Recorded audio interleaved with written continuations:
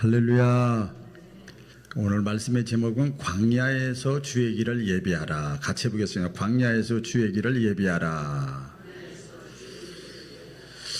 오늘 학생 설교를 했어요. 근데 아침 9시에 예배를 드리는데 미리 나와서 이제 준비하고 있는데 누가 뚝뚝 두들겨요. 그래서 보니까 우리 이정열 집사님하고 어떤 거인을 하나 데리고 왔더라고요. 거인. 그래서 집사님이 누구누구입니다. 그런데 무슨 그냥 천장 탈 것 같은 그렇게 큰 사람이에요. 왔어요. 이렇게 키가 이렇게 그래서 이름을 대는데 제가 이름 대니까 알겠는데 얼굴은 도저히 모르겠는 거예요. 그래서 그 학생이에요. 고등학교 2학년, 내년에 고3 올라가는데 이렇게 자취 다 설명할 수는 없고 목사님 기도해 주세요.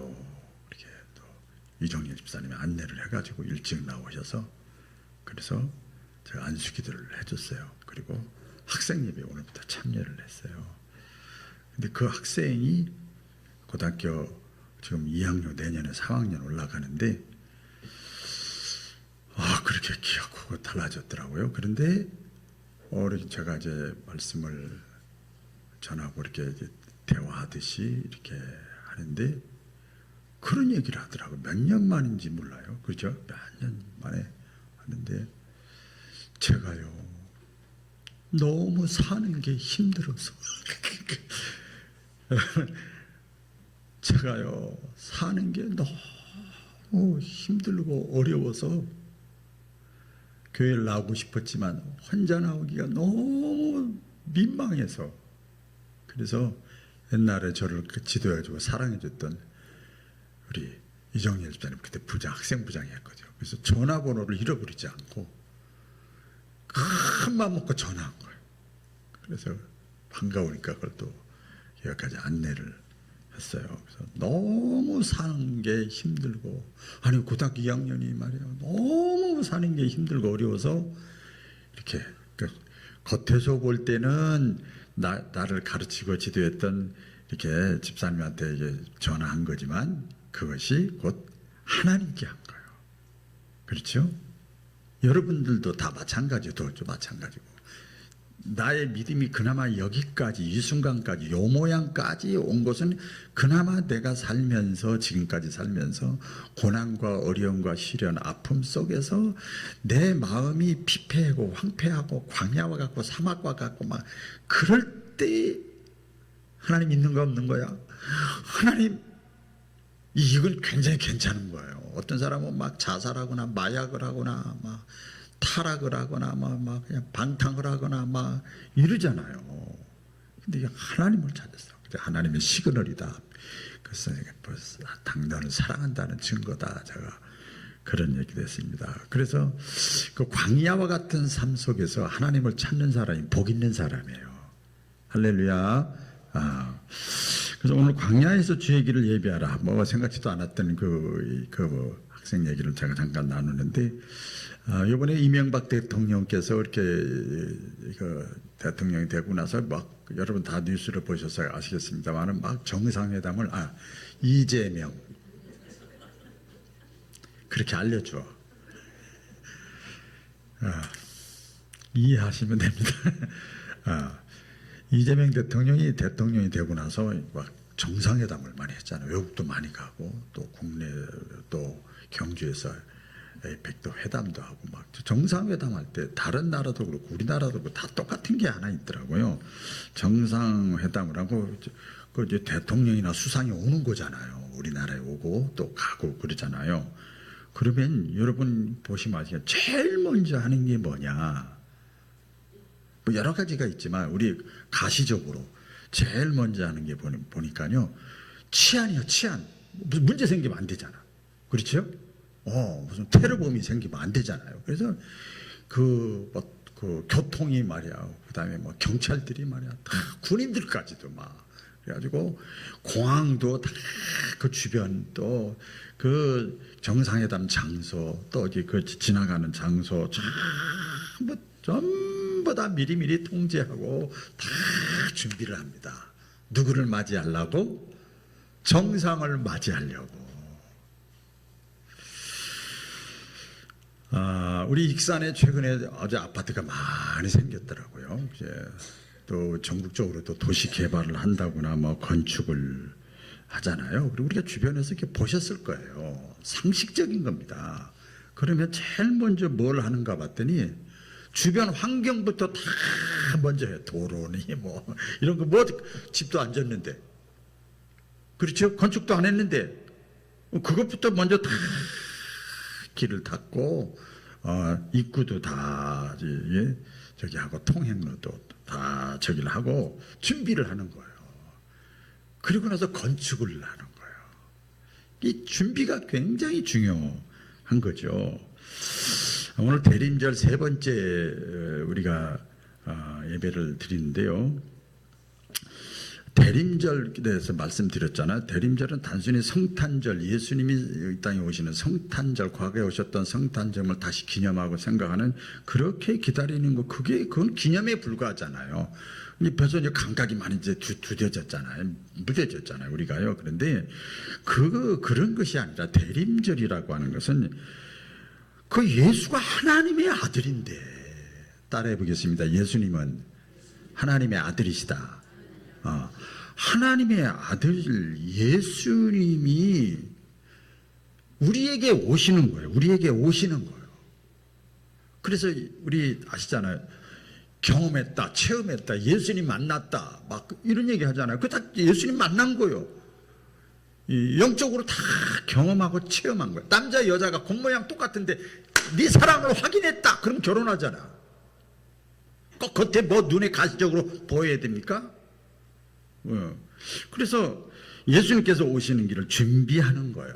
그래서 아까 그 비유를 드렸듯이 입구 공사도 하고 통행로 준비도 하고 이렇게 하는 거잖아요. 그럼 무엇을 준비해야 될까? 예수님이 우리 마음, 하나님의 아들 예수님이 구원자 메시아, 모든 곳에 모든 것 되시는 분, 영원히 우리와 함께 하실 분, 그분이 내 마음속에 들어오게 하려면 무엇이 준비되어야 되느냐? 따라해 보겠습니다. 회개. 그에 따라서 감사하옵나이다. 회개를 준비해야 되는 거예요. 그런데 오늘 이 구약의 말씀을 봤어요. 보면 이사야서 40장에 보면 이런 말씀을 먼저 해요. 너희 하나님이 이르시되 너희는 위로하라 그랬어요. 위로하라. 위로하라. 같이 해볼까요? 위로하라. 이사야서 이 말씀을 통해서 이 주시는 배경은 뭔가 하면 이스라엘 백성들이 구약 성경에 보면 하나님의 선민이고 백성인데 잘못하면 하나님의 징계를 가해요. 그래서 바벨론, 블레셋, 아시리아, 애굽 이방 나라 사람을 이 징계의 도구로 사용을 하셔요. 꼭 그렇게 그 구약의 내용이 그런 내용입니다. 그래서 바벨론 나라의 포로 생활을 이스라엘 백성들이 고통을 받고 있어요. 근데 이제 하나님의 때가 되니까 이사야 선지자를 하나님이 보내셔가지고 야, 네 백성들을, 내가 택한 백성들을 지금 위로해 줘라, 그렇게 말씀하는 거예요. 그래서 단순히 그냥 아이고 내가 너희들 그냥 하나님 아버지다, 선민이다, 그냥 감정적으로 이렇게 말씀하는 것이 아니라 이제 너희가 진짜 위로받을 일, 그게 뭐냐면 해방이에요. 해방. 이제 바벨론 나라의 그 고통 속에서 너희들이 이제는 해방될 것이다, 구원될 것이다. 이사야 네가 좀 내 대신 얘기 좀 해줘라, 그렇게 말씀을 하는 거예요. 그 위로하시면서 그러나 너희들이 할 일이 있다. 그게 뭐냐 하면 너희들이 할 일이 있는데, 너희들이 해방되고 너희들이 구원받고 이제 문제가 해결되고 고통에서 벗어났는데 너희들이 해야 될 것이 있는데, 그게 뭐냐면 광야에서 나의 길을 예비해 주라. 하나님이 하시는 이사야 선지자를 통해서 내가 들어갈 길을, 내가 너희와 함께 할 길을 예비해 주라, 예비하라. 이사야 선지자를 통해서 말씀을 합니다. 그러니까 하나님의 위로가 뭡니까? 구체적으로 말씀드리면 너희들이 그 앞에 쭉 나오잖아. 너희가 나에게 범죄해서 내가 원하지 않는 길을 잘못 걸어가서 너희가 고통을 당하고 힘들고 어려웠지만 너희들의 죄로 인해서 고통을 당했지만 이제 때가 됐다. 죄값을 치렀다. 그래요. 집행유예, 벌금 얼마, 몇 년 징역, 죄값을 치르는 것처럼 꼭 여러분, 이거 주일 낮에는 이런 말하기가 좀 그런데 제 얘기는 아니지만 하나님은요 공의로우신 하나님이에요. 반드시 죄값을 치러야 해요. 새벽에 아주 깊게 말씀을 드리는데 공의의 하나님. 그래서 너희들 죄값 다 치렀다. 이제 치를 만큼 치렀다. 이제부터라도 내 말을 듣고 다시 새롭게 마음의 준비를 해라. 준비를 해야 내가 너희를 해방시켜 줄 테니까, 구원시켜 줄 테니까. 너희 힘으로 지금 바벨론에서 빠져나올 길이 없어. 아무것도 못해. 내가 너희를 도와주지 않으면. 그런데 이사야 선지자를 통해서 하시는 말씀이에요. 위로해줘. 내가 이제 너희들을 구원해 줄 테니까. 그러면서 말씀을 하는 거예요. 그러면서 너희들이 준비해야 될 것은 하나다. 지금부터라도 회개해라. 그러니까 여러분, 하나님이요 그걸 원하시는 거예요. 지금부터라도 너희가 회개를 준비해라. 이 구약의 그 이사야 선지자를 통해서 예언된 말씀인데 수백 년이 지나가지고 신약의 세례 요한의 광야에서 세례 요한이 외치던 그 말씀을 다시 구약의 내용과 신약의 내용을 같이 일맥상통해서 세례 요한이 얘기하는 거예요. 회개하라, 천국이 가까이 왔느니라. 회개하면 구원이, 해방이, 문제 해결이 고통에서 다 허무감에서 다 풀린다 이 말이에요. 그 세례 요한이 이사야 선지자가 했던 그 하나님의 말씀은 세례 요한도 다시 합니다. 그러니까 주님이 오시는 길, 주님이 임하시는 길, 하나님이 내 마음속에, 내 삶 속에 임하시는 거. 주님이 내 마음속에 오시면요, 하나님이 임재하면은요, 능력 있고 전능자고 뭐든지 하실 수 있는 분이 임하면 문제가 해결돼요. 뭐 물질의 문제 이 정도 차원이 아니에요. 내 허무감의 문제, 삶의 문제, 가정의 문제, 자녀의 문제, 신앙의 문제, 이런 것들이 다 해결된다는 거예요. 믿으시면 아멘. 그러나 너희가 조건이 하나 있어. 회개해야 된다. 사실 오늘 좀 어렵죠. 근데 기쁘게 들으시면 됩니다. 회개하면 모든 것이 다 해결된다는 거예요. 오늘 말씀의 핵심은 바로 그겁니다. 하나님의 음성으로 들으시기를 주의 이름으로 축원합니다. 그래서 회개하는데도요 단계가 있습니다. 여러분, 오늘 말씀 그대로 보면 세 단계가 있는데, 첫 번째는 오늘 이사야 선지자를 통해서 하시는 말씀이 뭐예요? 마음의 광야를 정리하라. 같이 해보겠습니다. 마음의 광야를 정리하라. 그렇죠? 광야에서 여호와의 길을 예비하라. 아까 그 학생, 광야 같은 삶 사는 게 너무 힘들어요. 그게 계속 머릿속에 이렇게 왔다 갔다 해요. 왜 하나님은 광야에서 길을 예비하라고 했을까? 광야의 영적인 의미가 뭘까요?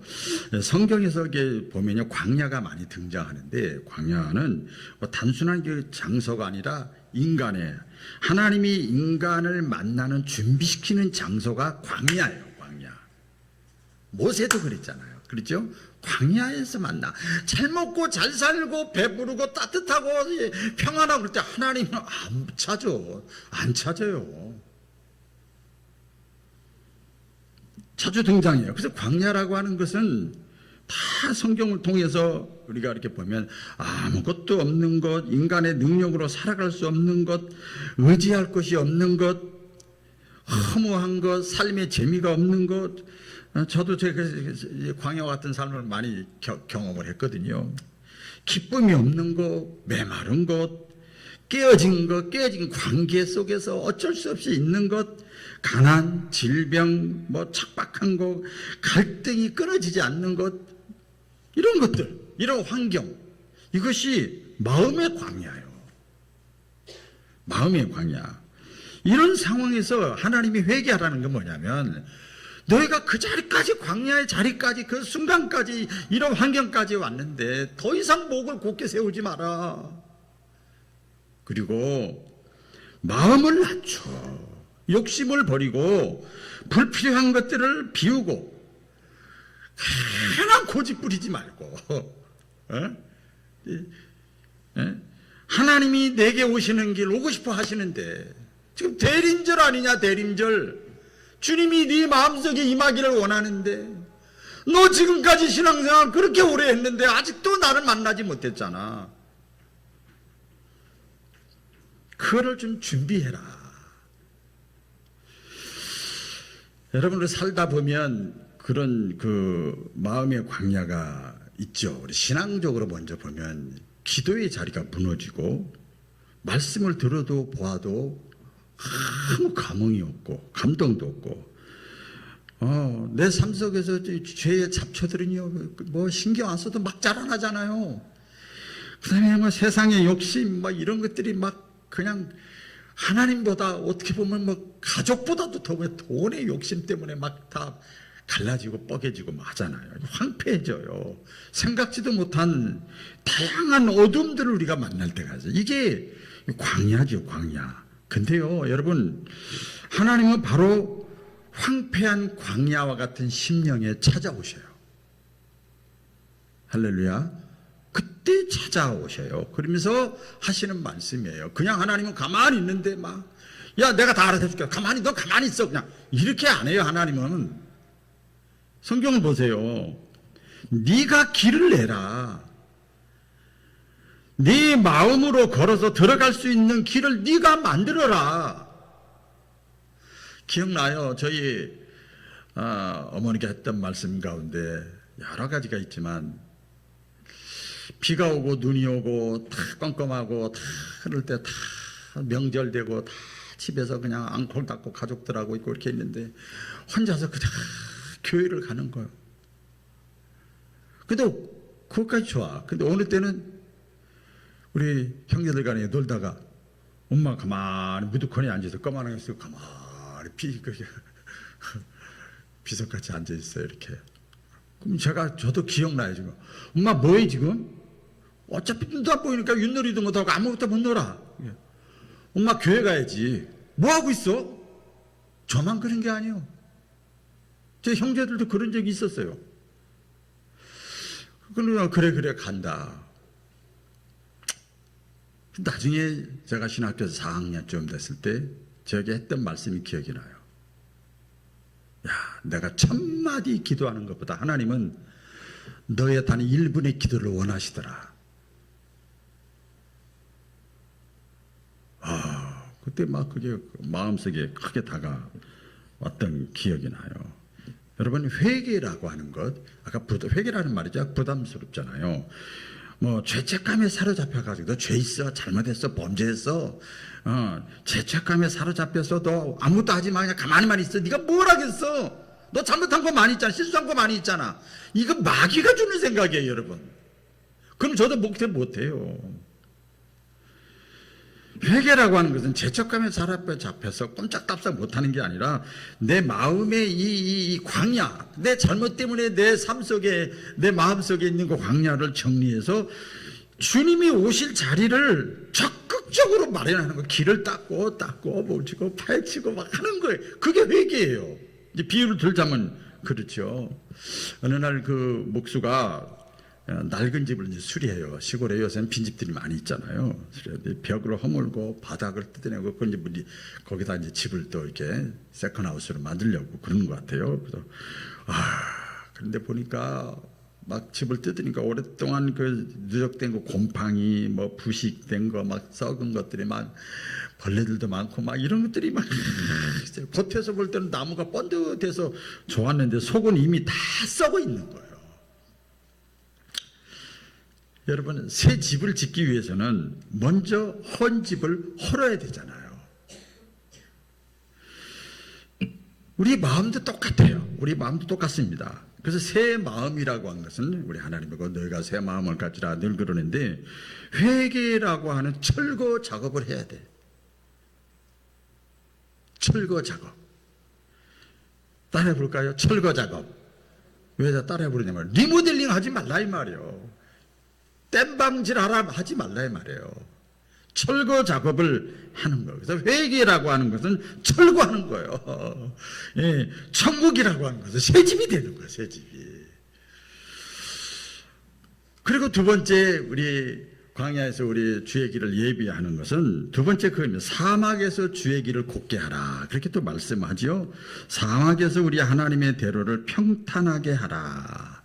하나님이 오시는 길은요, 뭐 굽이지고 울퉁불퉁하고 거친 길이 아니에요. 그러니까 이게 뭐죠? 이게 비유를 들자면 하나님이 우리 마음속에 오시는데 가시덤불이 있고 돌짝밭이 있고 막 거짓말하고 위선하고 막 미워하고 시기하고 우리 탐욕이 있고 막 교만하고 뒤 엉클리고 이런 마음에 주님이 오시지도 않아요. 그렇잖아요? 세례 요한이 외쳤던 말씀 있잖아요. 너희가 회개에 합당한 열매를 맺으라. 같이 해볼까요? 합당한 열매. 회개라고 하는 것은 단순히 뭐 아이고 뉘우치거나 아이고 내가 잘못했네 몇 방울 눈물로 끝나는 것이 아니라 삶의 방향이 바뀌고 행동이 달라지고 내가 선택하는 것이 변화가 일어나는 거예요. 우선순위가 바뀌는 거예요. 회개라는 거 영어로 리펜턴트예요. 다시 돌아선다. 이 길로 이런 방향으로 이렇게 살다가 이렇게 돌아서는 거예요. 생각으로 마음으로 끝나는 그 회개가 아니란 말이에요. 예를 들어서 이런 거죠. 수십 가지가 있겠습니다만 내가 그렇게 용서가 안 되는 사람을 용서하기로 결단하는 거예요. 이게 회개예요, 여러분. 그러면 주님이 내 마음에 오시는 거예요. 아주 오래전에 또 얘기했지만은 제가 부목사 때 담임 목사님, 저기에서 무임 목사를 6개월을 했었다니까요. 와, 정말 100이면 100다 누가 봐도 억울해. 그래서 이름만 석자가 아니라 앞 글자만 들어도 막 소화가 안 되고 스트레스 몇 년이 지났는데도 그러는 거예요. 이게 용서가 안 되는 거예요. 근데 이제 지금 2025년이죠. 세월이 오래 흘렀어요. 1999년도 12월 달 됐는데 기도하는데 2000년이 무슨 년이라고 그러죠? 그때 새천년이라고 그러잖아. 기도하는데 용서해라. 그래서 1월 1일 날 지금도 기억나요. 8시 15분에 전화했어. 지금도 기억나. 오랜만에 몇 년 만에 목사님한테 목사님 죄송합니다. 잘못했습니다. 사랑합니다. 축복합니다. 그랬더니 그랬어요. 그거 다 얘기할 수는 없습니다. 그랬더니요. 내 마음의 천국이 이루어지는 거예요. 기도가 되기 시작하는 거예요. 할렐루야. 회복의 역사가 나타나는 거예요. 여러분, 그게 회개라는 것은요, 생각으로만 되는 게 아니더라고요. 때로는 손해를 감수하면서라도 다 비합리적인 게 아주 그냥 속여가면서 사는데, 다 그런데 나는 것까지 정직한 거예요. 그러면 정직한 그 사람의 마음속에 주님이 오시는 거예요. 다 넓은 길로 가는데, 다 넓은 보로 들어가는데 나만큼은 여러분 그게 쉬운 게 아니에요. 우리 교회에서 전부 한 90%가 다 이렇게 좋게 하는데 나 혼자 아니 하나님이 기뻐하는 일은 이게 쉬운 게 아니에요.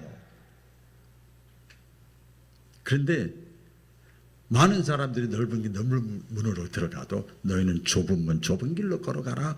그 길이 생명의 길이라. 공부 잘하는 사람 보니까 이번에 수능 봐가지고 여러 가지 얘기가 있는데 다시 또 이거 만점 받은 사람이 5명가 됐다고 그러더라고요. 그래서 한 사람께 인터뷰하는 걸 이렇게 들었는데 진짜 고독하게 싸웠더라고요. 그냥 되는 게 아니란 말이에요. 내가 다시 기도의 자리로 들어오고 신앙적으로 보면 다시 내가 이 성경을 글로 보지 않고 지식으로 보지 않고 하나님의 말씀으로 내가 더 가까이 가고 과연 그러한가? 여러분 따라해 보겠습니다. 과연 그러한가? 하나님의 말씀이 과연 그러한가? 이 말씀대로 내가 순종하고 한번 따라보고 내가 실천하면 과연 그러한가? 그리고 다시금 이 광야와 같은 삶 속에서 말씀 앞에 다시 나아가기를 결단하는 것. 이게 사막과 같은 데서 우리의 마음을 곱게 닦아놓는 거예요. 그리고 이제 그 주의 길을 예비하는 것, 그 과정 속에서 우리가 하나 더 기억을 해야 될 것은 이겁니다. 이거 참 은혜스러운데, 하나님의 영광이 나타날 것을 소망하라. 같이 시작. 하나님의 영광이 나타날 것을 소망하라. 그랬잖아요. 그때에 그랬잖아요. 이렇게 광야에서 길을 내고 사막에서 평탄케 하고 곱게 하고 이렇게 하면 바로 그때가 언제예요? 네가 낮아지고 회개하고 겸손하고 용서하고 기도하고 정직하고 진실하고 신실하고 그때에 여호와의 영광이 나타난다. 이걸 기대하라는 거예요. 할렐루야. 여호와의 영광이 나타나고 모든 육체가 네가 그렇게 사는 것을 볼 때 처음에는 네가 당하는 것 같고 안 되는 것 같지만 주변의 모든 육체 사람들이 그것을 보리라. 내가 하나님 됨을 알 것이다. 여러분, 하나님의 영광이 나타났던 거 많이 있지만 저희 이제 대표적으로 잘 아는 거 보면 세리의 기도가 있잖아요. 바리새인하고 세리 기도가 같이 나오잖아요. 그래서 세리가 기도하잖아요. 성전에서. 고개도 못 들고 나는 죄인입니다. 나는 죄인입니다. 그 뭐예요? 회개하는 거잖아요. 회개했더니 하나님의 영광이 어떻게 났어요? 어떻게 나타났어요? 그 기도를 받으셨다고 그랬어. 하나님의 영광이 나타난 거잖아요. 예수님의 제자 가운데 수제자 베드로 있잖아요. 배신자죠. 뭐 수제자랄 배신자 베드로죠, 사실은. 성경이 그렇게 안 해요. 다 실수하고 잘못해도 다시 하나님 앞에 돌아오면 좋은 얘기를 앞에 갖다 붙여줘. 수제자 베드로가요. 예수님 부인하고 저주하고 했잖아요. 그때 부활의 주님이 베드로에게 오셔가지고 요한의 아들 시몬아 네가 나를 사랑하느냐 했을 때 그때 성경이 우리 한국 성경에 이렇게 써있어요. 주님이 아십니다. 주님이 아십니다. 이렇게 했지만 이것을 이렇게 설명으로 이렇게 현대인의 성경에 보니까 이렇게 써놨더라고요. 할 말이 없습니다. 유구무원입니다. 내가 너무 잘못해가지고 주님 앞에 나는 아무것도 할 말이 없습니다. 이게 회개라는 거예요. 이게. 그랬더니 여호와의 영광이 베드로에게 나타난 거예요. 됐다. 내 양을 먹이라. 내 양을 치라. 예수님의 육신의 어머니 마리아 있잖아요. 순결하고 겸손한 마음을 가진 여인이 있잖아요. 천사 가브리엘이 그 마리아의 몸을 통해서 예수님이 탄생할 것을 예고했어요.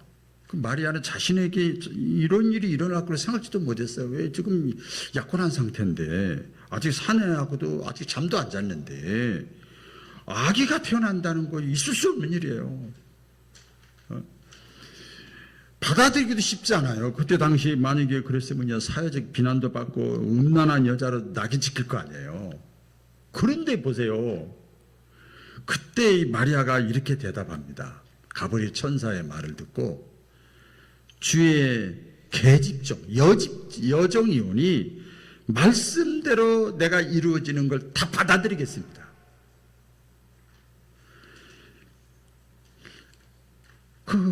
예수님은 권력자나 부유층이나 종교 지도자들 집에 온 것이 아니라 가난하고 이름 없는 소녀 마리아의 마음속에 먼저 찾아오신 거예요. 그러니까 겉모습이 아니라 겸손하고 깨끗한 순종하는 마음속에 찾아오시는 거예요.